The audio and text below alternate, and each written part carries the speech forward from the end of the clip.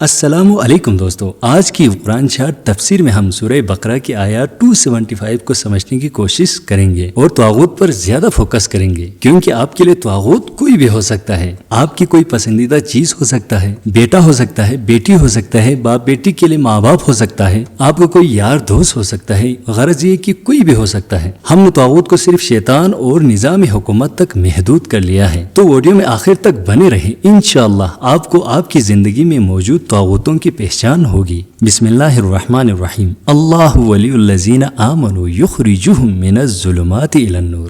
اللہ ولی ہے ایمان والوں کا، وہ انہیں اندھیروں سے نکال کر روشنی کی طرف لے جاتا ہے۔ ولی کا معنی مددگار، کارساز، دوست، ساتھی اور حمایتی ہے۔ جو شخص بھروسہ رکھتا ہے اللہ پر، اس کے تمام رشتے اللہ کے ساتھ قائم ہو جاتے ہیں۔ وہ جب اپنی کسی ذہنی، نفسیاتی یا عملی مشکل پر اللہ کو پکارتا ہے تو اللہ اسے سنتا ہے۔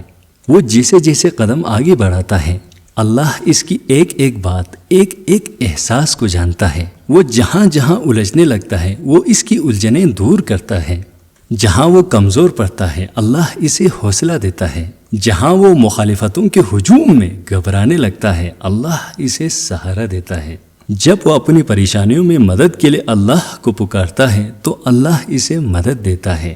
اس طرح کوئی ذہنی تاریکی، کوئی عقل کا اندھیرا، کسی مخالفت کے گہرے سائے اور حالات کا کوئی جبر اس کا راستہ نہیں روک سکتا، کیونکہ اللہ تعالیٰ اسے تمام تاریکیوں سے اسے نور کی طرف لے جاتا ہے۔ والذین کفروا اولیاءہم الطاغوت یخرجونہم من النور الی الظلمات۔ اور جن لوگوں نے کفر کیا ان کے اولیاء طاغوت ہے، وہ ان کو روشنی سے نکال کر اندھیروں میں لے جاتا ہے۔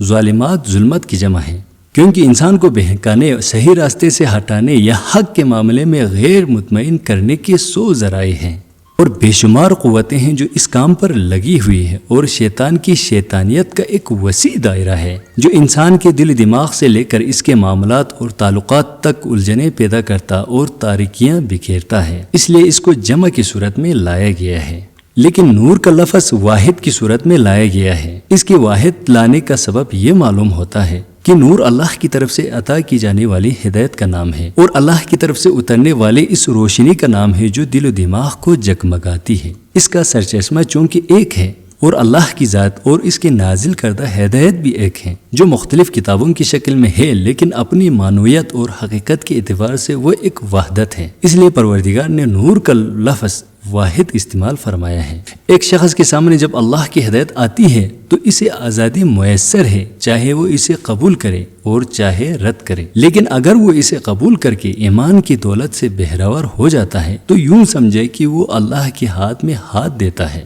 اب وہ جیسے جیسے آگے بڑھتا جاتا ہے اللہ اس کے لیے راستے کھولتا جاتا ہے اور ہدایت کے امکانات پیدا کرتا جاتا ہے، اور وہ ہدایت اختیار کرتا ہے۔ اللہ اس کی ہدایت میں اضافہ فرماتا ہے۔ اگر وہ مشکلات کی شدت کو محسوس کرتا ہے تو اللہ اس کے دل کو حوصلہ دیتا ہے، جس طرح اصحاب کہف کے بارے میں فرمایا گیا۔ وہ چند لڑکے جب اپنے ملک کے مشرکانہ رویے کے خلاف توحید کے علمبردار بن کے اٹھے تھے تو قانونی ادارے، اقتصادی ادارے، حکومتی سزائیں، معاشرتی جبر، سب انہیں اپنی گرفت میں لینے کے لیے بےتاب ہو گئے۔ ایسے صورت میں ان بچوں کا پریشان ہونا فطری بات تھی۔ اللہ تعالیٰ فرماتا ہے کہ ہم نے ان کی ہدایت میں اضافہ فرمایا اور ان کے دلوں کو باندھ دیا، یعنی حوصلہ دیا اور مضبوط کر دیا۔ یہی مطلب ہے اللہ کے ولی ہونے کا۔ وہ ہر معاملے میں اپنے بندے کی کارسازی اور مدد فرماتا ہے۔ لیکن اگر ایک شخص کفر کا رویہ اختیار کرتا ہے تو اللہ تعالیٰ اس کے لیے کفر کے راستے کھول دیتا ہے۔ وہ جیسے جیسے اس میں بڑھتا جاتا ہے ویسے ویسے شیطانی قوتیں اسے اپنے گرفت میں لینا شروع کر دیتی ہیں۔ پھر ایک ایسا وقت آتا ہے کہ شیطان اور شیطانی ایجنٹ اس پر مسلط ہو جاتے ہیں، اس لیے کہ شیطان کا اصل کام ہر شخص کو بہکانا اور گمراہ کرنا ہے۔ جو شخص ایمان لا کر اللہ کے ہاتھ میں ہاتھ دیتا ہے تو وہ ایک ایسے حصار میں آ جاتا ہے جس میں شیطان کی دخل اندازی ممکن نہیں ہوتی، اور اللہ کی مدد شیطان کے حملوں سے اسے محفوظ رکھتی ہے۔ لیکن جب ایک شخص اللہ کو ماننے اور اس کے ہاتھ میں ہاتھ دینے سے انکار کر دیتا ہے تو اب شیطانی قوتوں کے راستے میں کوئی رکاوٹ نہیں رہتی۔ وہ اسے بہکاتے بہکاتے وہاں تک لے جاتا ہے جہاں سے پلٹنے کے راستے بند ہو جاتے ہیں۔ بیوقوف یہ سمجھتا ہے کہ وہ اوباشوں کا گروہ جنہیں وہ اپنا احباب سمجھتا ہے میرا مددگار ہے، یہ میرا ہمدرد اور حمایتی ہے، یہی وہ کیفیت ہے جس کے بارے میں قرآن کریم نے فرمایا وَمَن يَعْشُ عَن ذِكْرِ الرَّحْمَنِ نُقَيِّضْ لَهُ شَيْطَانًا فَهُوَ لَهُ قَرِينٌ، جو شخص اللہ کے ذکر سے منہ پھیرتا ہے ہم اس پر ایک ایسے شیطان کو مسلط کر دیتے ہیں وہ ہر وقت اس کا ساتھی بنا رہتا ہے۔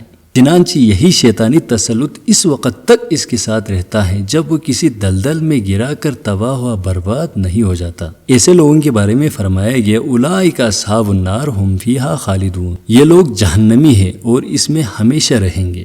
یاد رہے کہ اس آیت میں جو طاغوت کا لفظ آیا ہے یہ طواغیت کے معنی میں ہے، یعنی جو لوگ کفر کرتے ہیں ان کے اولیاء اور ان کے حمایتی ایک نہیں بہت سارے طاغوت ہوتے ہیں۔ سب سے بڑا طاغوت تو شیطان ہوتا ہے جو اس کے سامنے نت نئے جھوٹی ترغیبات کا سدا بہار سبز باغ پیش کرتا ہے، اور دوسرا طاغوت آدمی کا اپنا نفس ہے جو اللہ کا راستہ چھوڑ کر کفر کا راستہ اختیار کرنے کے بعد خود ایک مستقل طاغوت بن جاتا ہے۔ پھر وہ صاحب نفس کو اپنے اشاروں پر چلاتا ہے، اسے ہر وقت نفس امارہ بن کر برائی کا حکم دیتا ہے، اور ایسے نفس کا حامل اس حد تک کمزور ہو جاتا ہے کہ وہ اپنے نفس کی ہر خواہش ہر حکم کی غلامی کرتا ہے۔ اس کے علاوہ وہ تمام محبت کے رشتے جن کے محبت کی زنجیریں آدمی کو جگڑ لیتی ہے اور یہ بالکل بے بس ہو جاتا ہے، وہ بھی اسے اپنے اشاروں پر چلاتے اور طاغوت ہونے کے ثبوت دیتے ہیں۔ مثلا بیوی اپنی فرمائشوں سے اپنی شوہر کو غلط کام کرنے پر مجبور کراتی ہے، بچوں کی محبت اسے رشوت لینے پر اکساتی ہے۔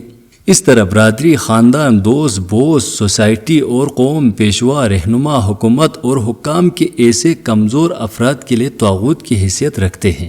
ان میں سے ہر ایک اسے اپنے اعراض کی بندگی کراتا ہے، اور بے شمار آقاؤں کا یہ غلام ساری عمر اس چکر میں پھنسا رہتا ہے کہ کس آقا کو خوش کرے اور کس کی ناراضگی سے بچنے کی کوشش کرے۔